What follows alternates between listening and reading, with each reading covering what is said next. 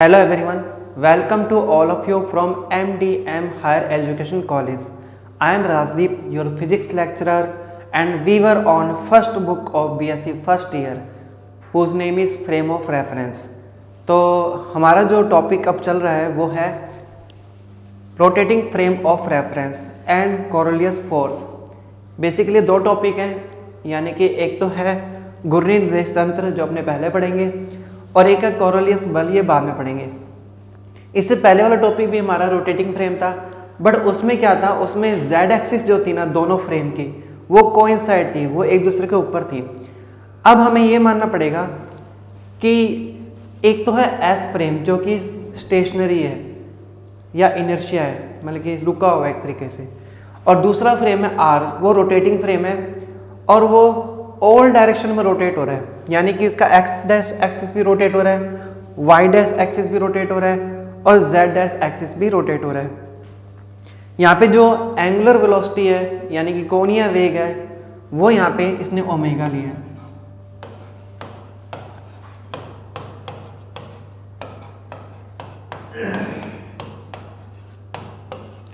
Okay, और after T second या T time बाद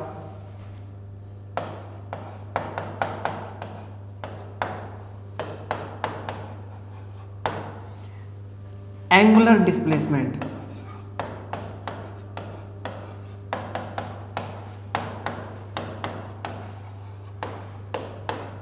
क्या हो जाएगा, वो हो जाएगा ओमेगा इंटू टी। कैसे? क्योंकि आपको पता ही है, हम जब दूरी निकालते हैं तो क्या करते हैं, गति को समय से मल्टीप्लाई करा देते हैं। तो यहाँ पे भी अगर आपको कोणीय विस्थापन निकालना है या फिर एंगुलर डिस्प्लेसमेंट निकालना है, तो आपको क्या करना पड़ेगा, उसकी एंगुलर वेलोसिटी को और टाइम को मल्टीप्लाई करना है। ये ठीक वैसे है जैसे कि वेलोसिटी इंटू टाइम होता है, बट ये एंगल के ऊपर है, तो यहाँ पे हो जाएगा ओमेगा टी। तो आप इस डायग्राम में देख रहे हो कि आफ्टर टी टाइम बाद ये एक्स डैश एक्स के रिस्पेक्ट ओमेगा टी रोटेट हो चुका है, ये वाई डैश वाई के रिस्पेक्ट ओमेगा टी रोटेट हो चुके हैं, और ये जो जेड डैश है ये जेड के respect omega T angle rotate हो चुका है। तीनों के तीनों यहाँ पे ओमेगा टी रोटेट हो चुके हैं। ओके, तो अब मान लेते हैं कि यहाँ पे कोई पॉइंट पी है, उसके कोऑर्डिनेट क्या है, x comma y comma z है with respect to S frame, और जो आर फ्रेम है हमारा, यानी कि मान लेते हैं कि एस फ्रेम पे एक बंदा खड़ा है और एक आर फ्रेम पे बंदा खड़ा है। एस फ्रेम पे जो बंदा खड़ा है या पर्सन खड़ा है वो कहता है कि पी के कोऑर्डिनेट क्या है, x comma y comma z है। आर फ्रेम पे के ऊपर जो पर्सन खड़ा है जो कि रोटेटिंग फ्रेम है हमारा, उस पे वो बंदा कहता है कि इस पी पॉइंट के कोऑर्डिनेट क्या है, x dash comma y dash comma z dash है। तो दोनों में रिलेशन क्या होएगा, सबसे पहले बात करते हैं पोजीशन की। तो यहाँ पे सबसे पहला टॉपिक है हमारा ट्रांसफॉर्मेशन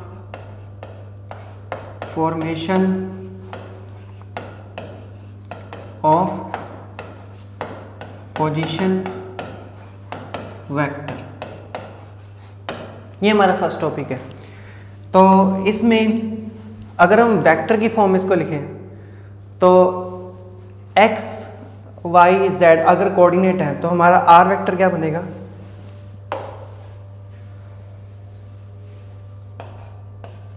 वो बन जाएगा x i cap y j cap plus z k cap, जहाँ पे i j k क्या यूनिट वेक्टर है, किस चीज़ के यूनिट वेक्टर है, एक्सिस के यूनिट वेक्टर है, और x y z क्या है, कोऑर्डिनेट है उस पॉइंट का एस फ्रेम में।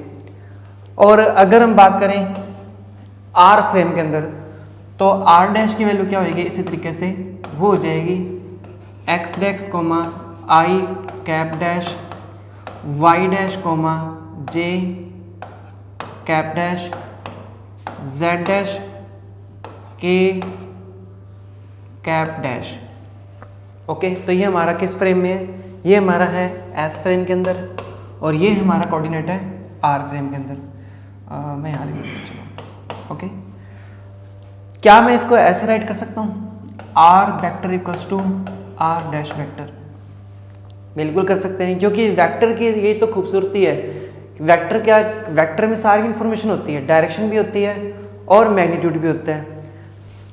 अब इस डायग्राम में आपको साफ पता चल रहा है कि भले ही फ्रेम रोटेट हो चुका है लेकिन डायरेक्शन भी वही है अभी भी और मैग्नीट्यूड भी वही है। मैग्नीट्यूड का मतलब होता है लेंथ, लेंथ भी वही है ओ से पी की और डायरेक्शन भी इस तरफ है।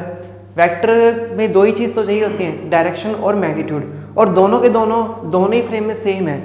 तो वी कैन से दैट कि आर किसके इक्वल होएगा, आर डैश के इक्वल होएगा। ये किसका ट्रांसफॉर्मेशन था, पोजीशन का। तो एक रिजल्ट हमारे पास आ गया, r vector equals to r dash vector. अब हम देखते हैं दूसरा रिजल्ट। सेकंड है transformation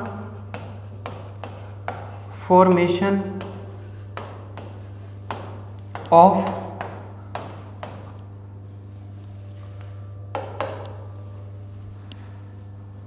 velocity.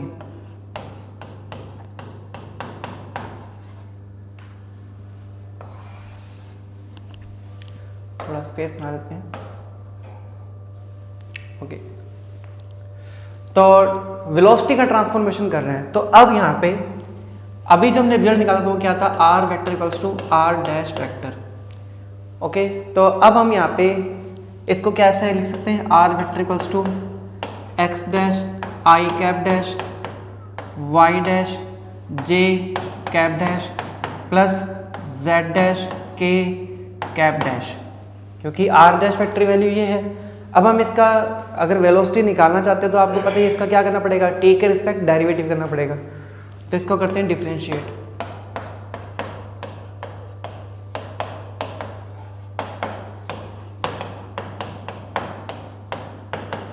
With respect to t, ये बन जाएगा d r over d t equals to, यहाँ पे दोनों के दोनों क्या है, चेंज हो रहे हैं, यहाँ पे फिक्स नहीं है, कोऑर्डिनेट भी चेंज होएगा और ये यूनिट वेक्टर भी चेंज होंगे। तो यहाँ पे यू भी मल्टीप्लाई करना है आपको। तो पहले तो अपने काम करते हैं, आई जे और के को बाहर रख देते हैं और एक्स डैश वाई डैश और जेड डैश का डेरिवेटिव कर देते हैं। तो यहाँ पर आ जाएगा ये i cap dash d x dash over d t plus j cap dash d y over d t, यहाँ पे डैश ना था, plus k cap dash d z over d t.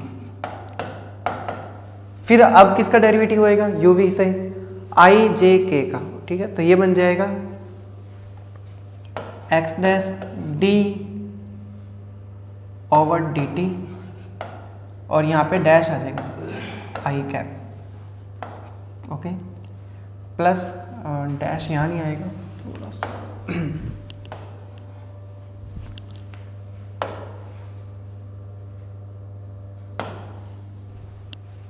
Plus y dash d over d t j dash cap plus z dash d over d t k cap dash. तो ये हमारे पास derivative हो चुका है।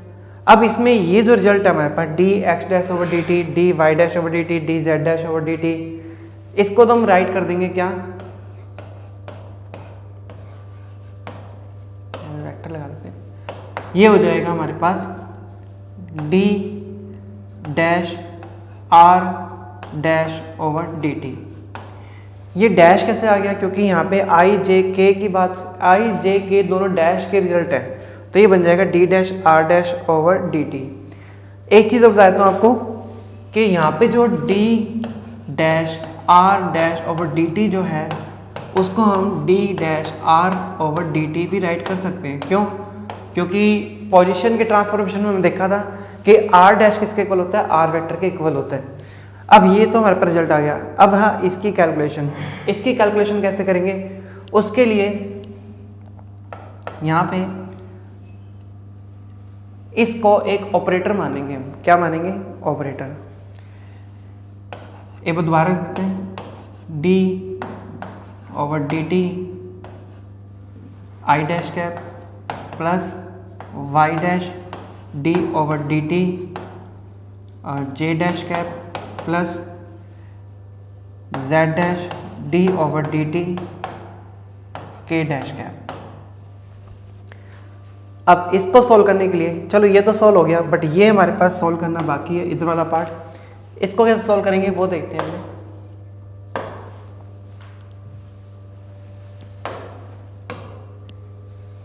हमें ये पता है कि जो एंगुलर वेलोसिटी होती है और एक लीनियर वेलोसिटी होती है, यानी कि एक तो कोणीय वेग और एक रेखीय वेग, दोनों में एक संबंध होता है, रिलेशन होता है। वो क्या होता है? वो होता है कि v वेक्टर जो होता है ना, वो इक्वल होता है ओमेगा क्रॉस r वेक्टर के। ये आपको पता ही है, क्योंकि लीनियर वेलोसिटी और एंगुलर वेलोसिटी में रिलेशन यही होता है कि अगर यहाँ पे कोई ऑब्जेक्ट r रेडियस पे रोटेट हो रहा है और रोटेशन वेलोसिटी उसकी ओमेगा है, और लीनियर वेलोसिटी जो कि टेंजेंशियली होती है वो मान लो v है, तो इन तीनों में रिलेशन क्या होता है कि ओमेगा क्रॉस r किसके इक्वल होता है? v वेक्टर के। इसकी डायरेक्शन कैसे होती है? अगर ये ओमेगा एंगुलर वेलोसिटी से रोटेट हो रहा है तो ओमेगा की डायरेक्शन होती है प्लेन के परपेंडिकुलर, यानी कि इस तरफ होएगी, और r वेक्टर किस तरफ है? इस तरफ है। यानी कि अब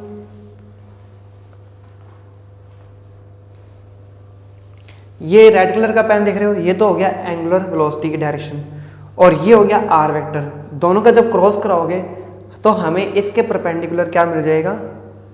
ये मिल जाएगा v वेक्टर, यानी कि जो v वेक्टर है उसकी डायरेक्शन ऊपर की तरफ होएगी। तो इसलिए v वेक्टर किसके इक्वल होता है? Omega vector cross r vector के। अब अपने यहाँ पे क्या v वेक्टर को ऐसे लिख सकते हैं? d r vector over d t equals to omega cross r vector. तो d r vector over d t equals to omega cross r vector हमारे पास आ गया। इसके बाद अगर हम इस आर वेक्टर को कंपोनेंट पर रखें तो ये बन जाएगा डी ओवर डी टी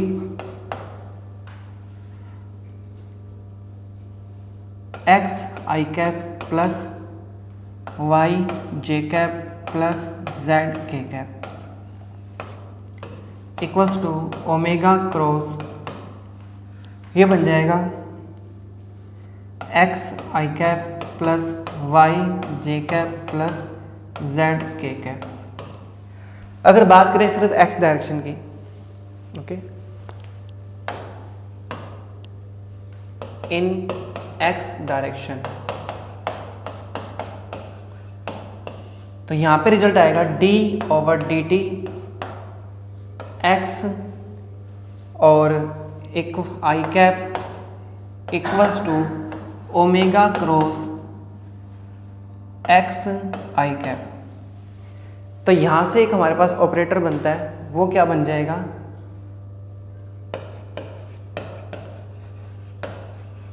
उसकी जगह हम अगर देखा जाए ऑपरेटर बनाने के लिए तो आप x को हटा दो, ऑपरेटर हमारे पास आ जाएगा d over d T.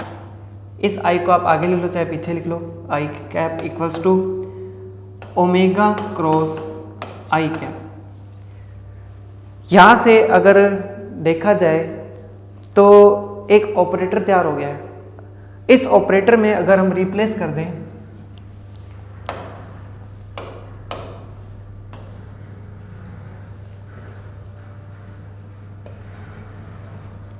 x को x डैश से, आई कैप को आई कैप डैश से, और d ओवर डी टी को d over d t dash से। अगर हम ये सब रिप्लेस कर देते हैं यहाँ पे, तो इस ऑपरेटर को हम कैसे राइट कर सकते हैं? I cap dash d dash over d t equals to omega vector cross i cap dash. ये तो था एक्स डायरेक्शन में। इस इन सिमिलर वाई डायरेक्शन में क्या होएगा?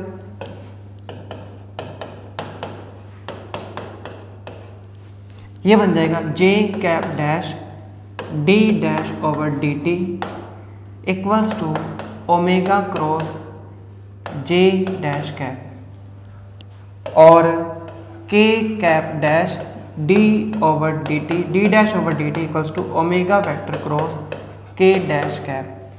ये तीनों जो रिजल्ट है अब हम ये कहाँ पुट करेंगे, ये पुट करेंगे हम जो हमारी ऊपर वाली इक्वेशन थी यहाँ पे, क्योंकि हमें इसकी जरूरत थी। एक तो इसकी वैल्यू निकालनी थी, एक इसकी निकालनी थी और एक इसकी निकालनी थी, और इसकी वैल्यू हम निकाल चुके हैं। इसकी तो कितनी आई है, omega cross r vector, omega cross i, इसकी आई है ओमेगा क्रॉस जे, और इसकी क्या आ गई, ओमेगा क्रॉस के। तो ये हमारे पास फाइनल बन गया।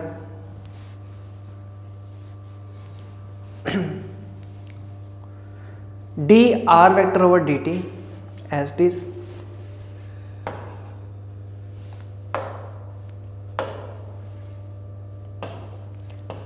D r vector over d t equals to d r dash vector over d t plus,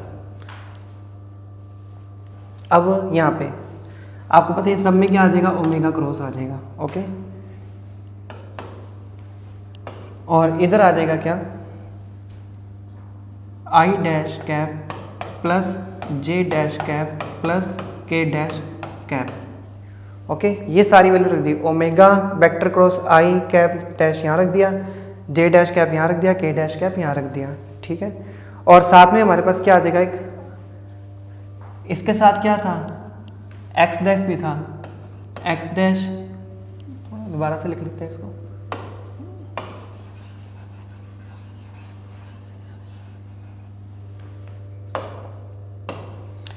omega cross x dash i cap dash यहाँ से plus y dash j cap dash यहाँ से,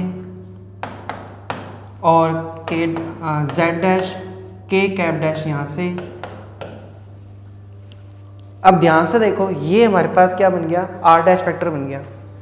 तो d r over d t equals to d r vector dash over d t plus omega vector cross r dash vector, या हम इसको लिख सकते हैं d r vector over d t plus equals to d r dash vector over d t plus omega vector cross r vector.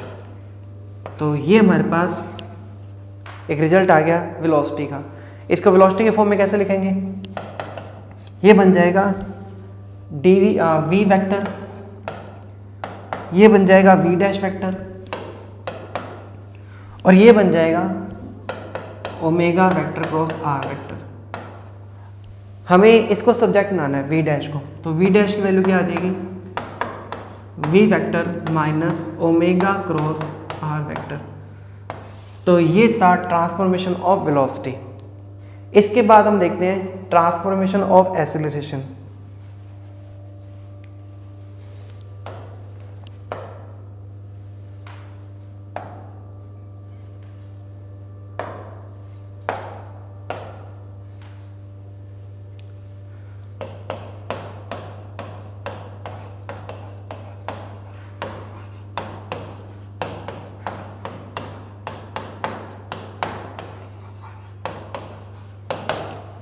Transformation acceleration ये त्वरण का रूपांतरण। तो त्वरण के रूपांतरण में आपको इसकी हेल्प लेनी है, इससे आपका आंसर जल्दी आएगा। यहां से आप बना लो ऑपरेटर, ऑपरेटर क्या बनेगा यहां से, d over d t equals to d over d t dash plus omega vector cross. ये बनाया कैसे, क्योंकि हर जगह से हमने हार हटा दिया, यहाँ पे डैश आएगा क्योंकि ये एक्चुअली क्या था, वी डैश वेक्टर था, तो इस पर डैश लग जाएगा और ये ओमेगा वेक्टर आ जाएगा, आर कहीं नहीं लिखना आपको। तो ये हमारे पास आ गया ऑपरेटर। अब हमें पता है कि हमें निकालना है एक्सीलरेशन। एक्सीलरेशन तभी निकल सकता है जब इसका क्या करेंगे, दोबारा से डेरिवेटिव करेंगे। तो इसका दोबारा से डेरिवेटिव करना है, तो इट मीन्स ये ऑपरेटर आपको दो बार लगाना पड़ेगा, क्योंकि नीचे आएगा D T square, D square over d T square. Acceleration के लिए क्या करते हैं, डिस्प्लेसमेंट का दो बार डेरिवेटिव करते हैं। तो इस इक्वेशन में ये ऑपरेटर आपको दो बार लगाना है, तो ये बन जाएगा हमारे पास d square over d t square equals to,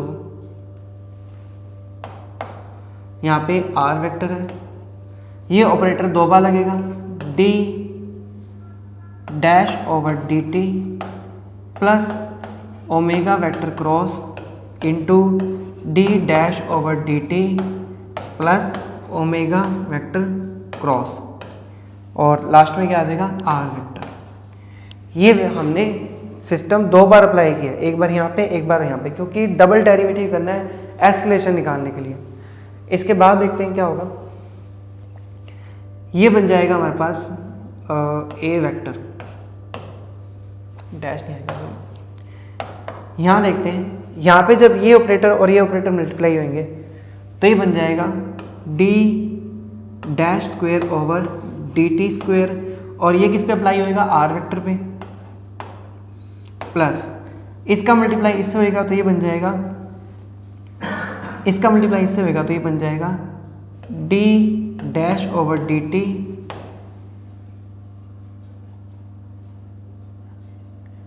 omega cross r. Okay, अब ये इससे मल्टीप्लाई होगा तो बन जाएगा omega vector cross d dash over d t r vector.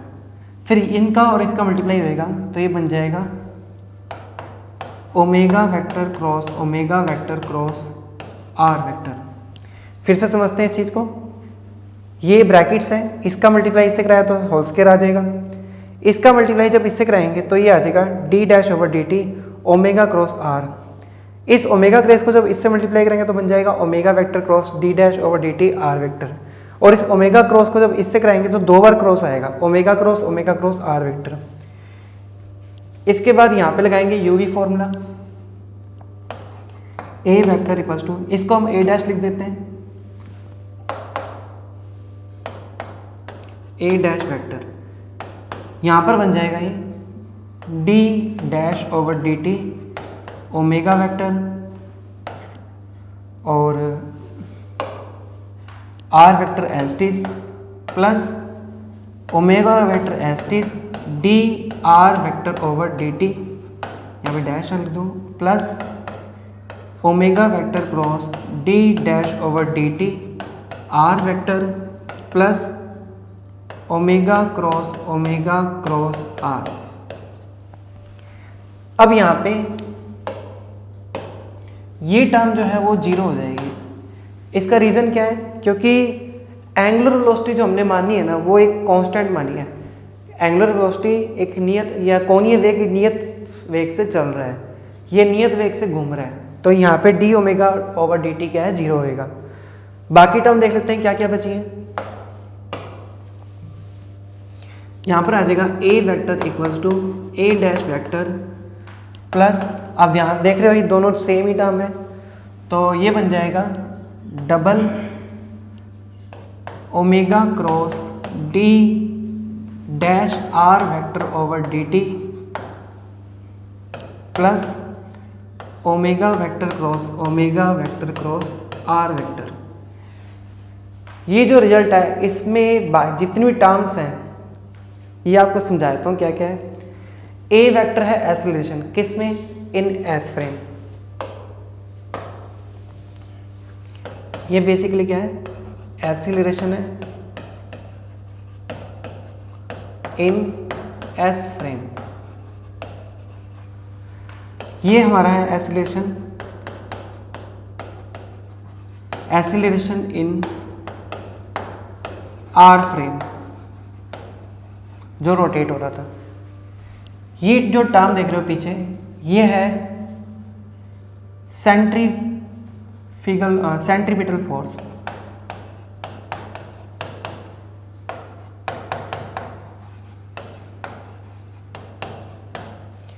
जो कि अंदर की तरफ लगती है, अभी केंद्रीय बल जिससे बोलते हैं। ये एक नई टर्म देख रहे हो, इसको हम कहते हैं कोरोलियस एक्सीलरेशन।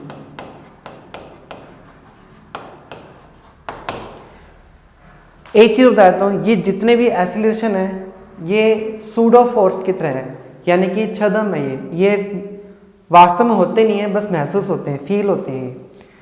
तो हमें इसमें निकालना क्या था, हमें निकालना था आर फ्रेम में एसिलरेशन। तो यहाँ पे ए डैश को जब सब्जेक्ट बनाओगे तो ये हमारे पास आ जाएगा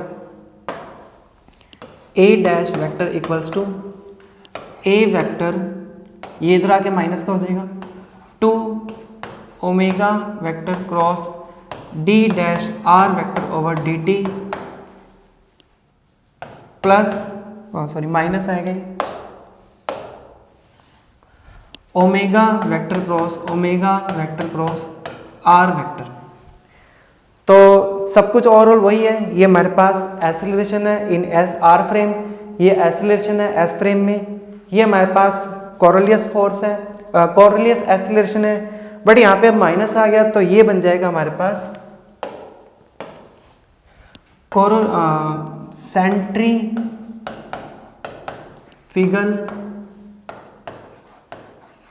एसिलरेशन।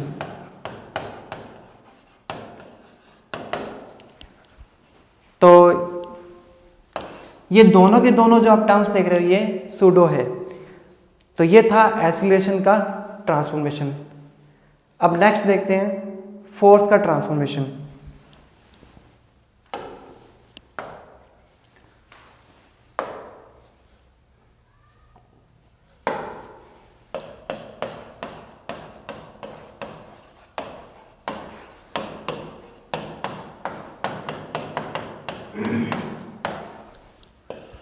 फोर्स के ट्रांसफॉर्मेशन आपको पता ही है कि जो एसिलरेशन होता है अगर उसका मास से मल्टीप्लाई कराते हैं तो वो क्या चीज़ बनती है, फोर्स बनती है। इन सबको m से मल्टीप्लाई कराते हैं तो यहाँ पर आ जाएगा m a dash factor equals to m a vector minus 2 omega cross m d dash r over d t, या आप m को बाहर भी लिख सकते हो, कोई दिक्कत नहीं है। m एक तरीके से कोफिशिएंट है, minus m omega vector cross omega vector cross r vector. इसको हम राइट कर लेते हैं f डैश, ये हो जाएगा f वेक्टर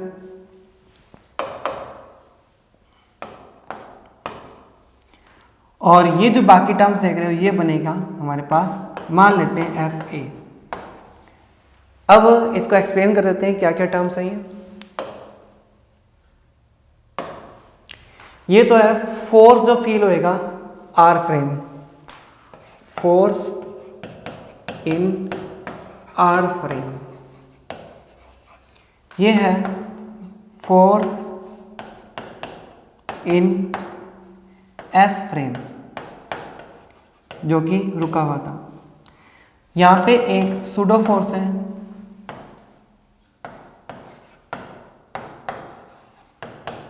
और ये सूडो फोर्स जो है ये इन दो फोर्स से मिलकर बना है, जिसमें एक तो है कोरोलियस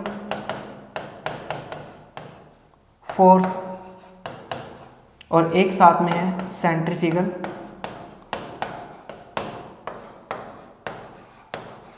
फोर्स। इसमें दो टर्म्स हैं कोरोलियस और सेंट्रीफ्यूगल, यानी कि जिसको हिंदी में कहते हैं अपकेंद्रीय।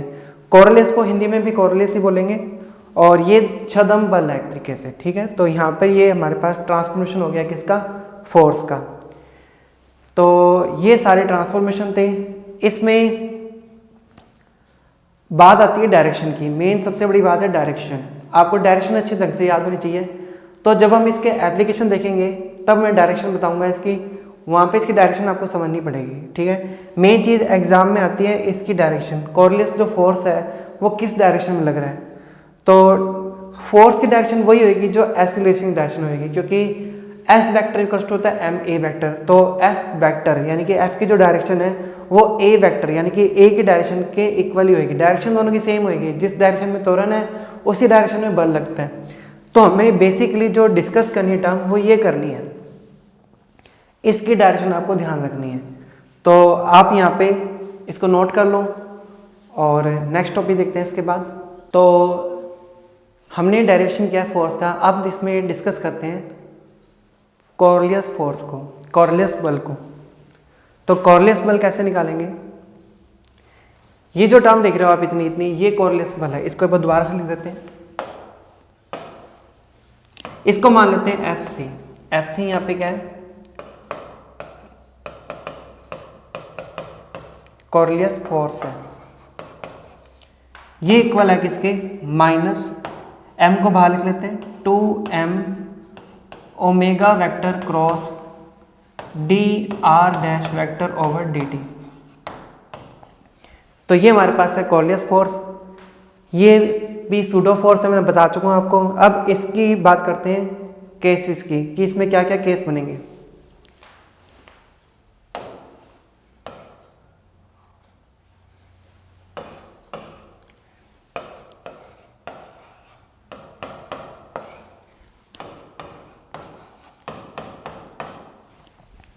केस फर्स्ट है जब एंगल क्या है?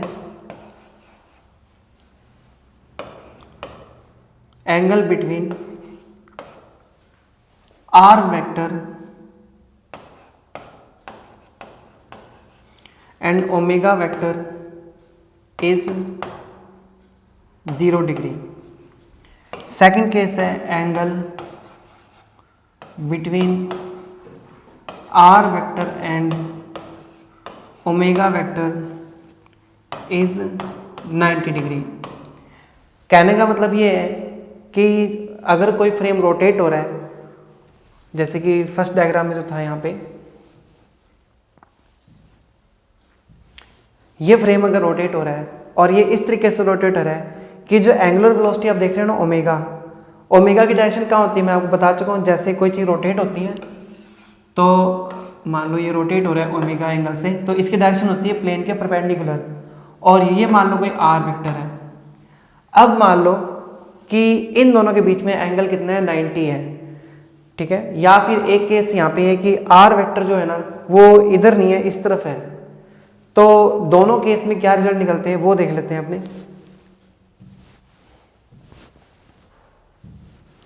अगर दोनों के बीच में एंगल 0 है तो आपको पता है क्रॉस जब होता है तो उसको हम क्या लिख सकते हैं? उसको लिख सकते हैं हम साइन थीटा के फॉर्म में। तो ये बन जाएगा, यहाँ पे इसको थोड़ा सही कर लेते हैं और अच्छा रिजल्ट लिख लेते हैं, -2m ओमेगा क्रॉस, ये डैश है तो इसको लिख देते हैं v डैश वेक्टर। तो यहाँ पे चलो v की बात करते हैं।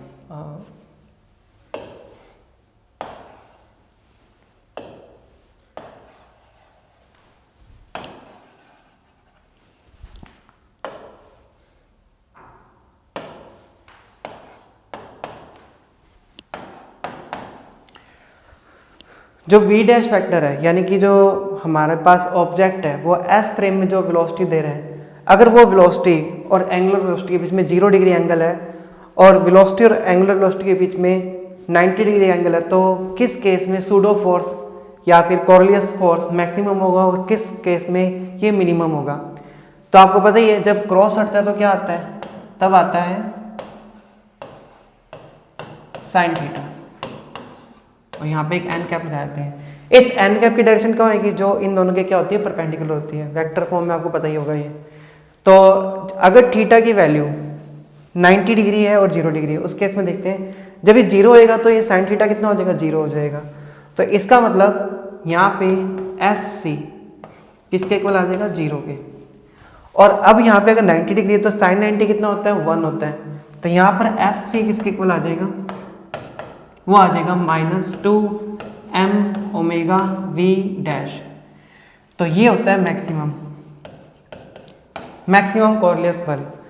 इससे ये पता चलता है कि अगर मान लो कोई ऑब्जेक्ट रोटेट हो रहा है ओमेगा वेलोसिटी से और ओमेगा की डायरेक्शन इस तरफ है, आप टुवर्ड अपवर्ड है, तो ये मान लो v डैश है कि पार्टिकल इस डायरेक्शन में v डैश वेलोसिटी से चल रहा है और ओमेगा की डायरेक्शन इस तरफ है, तब सूडो फोर्स मैक्सिमम फील होएगा।